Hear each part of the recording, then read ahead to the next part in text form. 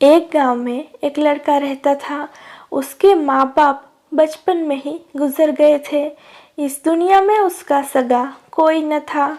उसका जन्म लेते ही उसकी माँ की मृत्यु हो गई थी। सब लोग उसे कृष्णा कहकर पुकारते थे। कृष्णा को आड़ोसी पड़ोसियों ने मिलकर पाला था। वह एक वक्त का खाना किसी एक के घर खा लेता और दूसरे वक्त का खाना किसी दूसरे के यहाँ। सभी ने उसे बचपन से अनाथ देखा था, इसीलिए सबकी हमदर्दी उसके साथ थी। कृष्णा सबका प्यार और हमदर्दी पाकर आलसी बन गया। वह 12-13 वर्ष का हो चला था, लेकिन उसका किसी काम में मन नहीं लगता था। वह अपना वक्त इधर उधर खेतों में घूमते हुए गुजार देता था। खाली बैठकर वह बांसुरी बजाता रहता था। कृष्णा बहुत ही मीठी बांसुरी बजाता था। उसकी मीठी आवाज़ सुनकर लोग मुग्ध हो जाते थे। कुछ लोग उसकी बांसुरी की धुन सुनकर उसे इनाम भी दे जाते थे। इसी तरह समय बीतता गया और कृष्णा जवान होता गया, परंतु कृष्णा वैसा ही आलसी बना रहा। उसे जिस जीवन व उसकी पत्नी ने पाला था, उन्हें वह चाचा चाची कहकर पुकारता था। चाचा चाची का अपना बेटा भी बड़ा होकर काम पर जाने लगा था। एक दिन कृष्णा सुबह को देर तक सोया था। उसकी चाची उसे बार बार उठाने की कोशिश कर रही थी, परंतु कृष्णा उठ नहीं रहा था। चाची ने गुस्से में आकर बाल्टी में पानी भरा और कृष्णा के ऊपर डाल दिया। कृष्णा घबराकर उठ बैठा। चाची को क्रोध तो पहले से ही आ रहा था। वह बोली, कृष्णा, यह कोई तरीका है कि इतनी धूप चढ़ने तक सो रहे हो? अपने चाचा की कमाई पर ऐश कर रहे हो? खुद कमाई करो तो पता लगे कि मेहनत क्या होती है। कृष्णा यह बात लोगों से सैकड़ों बार सुन चुका था कि खुद कमाई करोगे तो पता लगेगा, परंतु उसे कभी इस बात का बुरा नहीं लगा था। परंतु आज सुबह सुबह चाची के मुंह से ये शब्द सुनकर उसके दिल में तीर की तरह चुभ गए। उसने चाची से कुछ नहीं कहा, लेकिन मन ही मन निश्चय किया कि वह अब घर तभी लौटेगा जब कुछ कमाने लगेगा।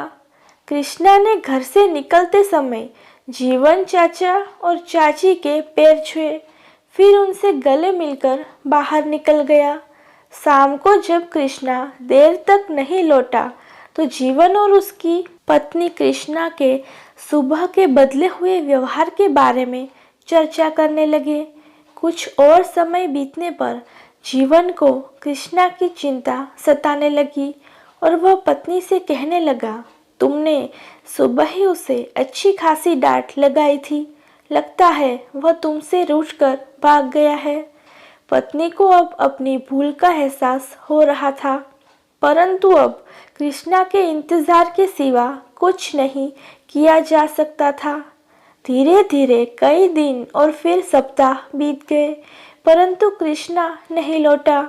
उधर कृष्णा चलते चलते दूर निकल गया था। रास्ते में उसे भूख लगने लगी, परंतु भोजन के लिए उसके पास पैसे न थे। चलते चलते वह पास के एक नगर में पहुंचा। वहां जाकर उसने अनेक लोगों से काम मांगा, लेकिन उसे कहीं काम नहीं मिला। एक तो वह कोई काम जानता नहीं था, दूसरे बिना किसी जान पहचान के कोई उसे नौकरी देने को तैयार न था। थककर वह एक पेड़ के नीचे बैठ गया और जेब से बांसुरी निकालकर बजाने लगा। इत्तेफाक से उधर से एक संगीतज्ञ अपने घोड़े पर निकल रहा था। उसने कृष्णा की बांसुरी की मीठी धुन सुनी तो वह उसकी योग्यता पर मुग्ध हो गया। संगीतज्ञ कृष्णा को अपने साथ ले गया और उसकी खूब आवभगत की। वह संगीतज्ञ राजा के दरबार में वीणा बजाकर राजा का दिल बहलाया करता था। अगले दिन जब वह राज दरबार में गया तो उसने राजा से कृष्णा की खूब प्रशंसा की। राजा ने संगीतज्ञ से कहा, हो सकता है कि कृष्णा वास्तव में गुणी कलाकार हो, परंतु हम पहले उसकी परीक्षा लेना चाहते हैं। अगले दिन राजा ने अपने राज्य के अनेक बड़े बड़े संगीतविदों को अपने दरबार में बुलाया। सभी विद्वान अपने अपने वाद्य यंत्र लेकर दरबार में पहुँचे।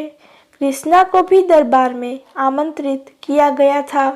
उसने अपनी बांसुरी अपनी जेब में रखी और राजा के दरबार में पहुंच गया।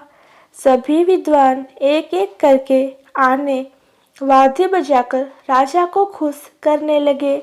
जब उन्हें यह पता लगा कि वह युवक भी संगीत की परीक्षा देने आया है, तो वे सब कृष्णा को खाली हाथ आया देखकर हंसने लगे।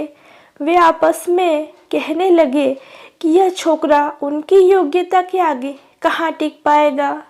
सबके पश्चात कृष्णा की बारी आई तो उसने राजा के सामने जाकर नतमस्तक होकर प्रणाम किया और फिर वही जमीन पर बैठकर अपनी बांसुरी बजाने लगा। उसकी बांसुरी की धुन वास्तव में इतनी मीठी थी कि सभी लोग मंत्रमुग्ध होकर धुन में खो गए। कृष्णा ने जैसे ही बांसुरी की धुन समाप्त की, राज दरबार तालियों की गड़गड़ाहट से गूंज उठा। राजा ने कृष्णा की प्रशंसा करते हुए कहा, कृष्णा, हम तुम्हारी योग्यता से बहुत खुश हैं। सबसे बड़ी बात यह है कि सबके हंसी उड़ाने के बावजूद तुमने अपना आत्मविश्वास नहीं खोया। किसी भी व्यक्ति की योग्यता और आत्मविश्वास उसे कहीं भी ऊंचाइयों तक पहुंचा सकती है। तुमने अपनी योग्यता का घमंड नहीं है, यह बहुत खुशी की बात है। हम तुम्हें अपने दरबार में नौकरी देते हैं। राजा की बात सुनकर कृष्णा खुश हो गया। वह महल के एक कमरे में रहने लगा।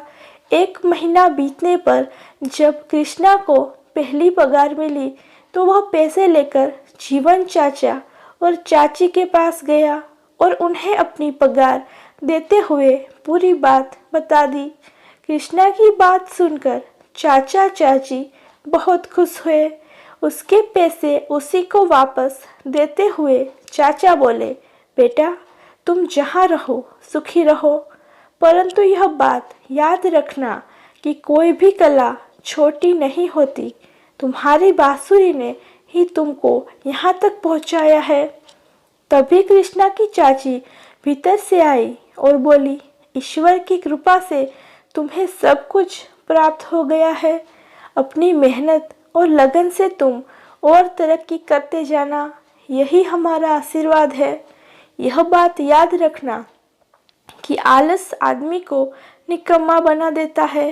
कृष्णा चाची से लिपटते हुए बोला, हाँ चाची, मैं मेहनत की कीमत पहचान गया हूँ। अब कभी आलस नहीं करूँगा और जी लगाकर काम करूँगा।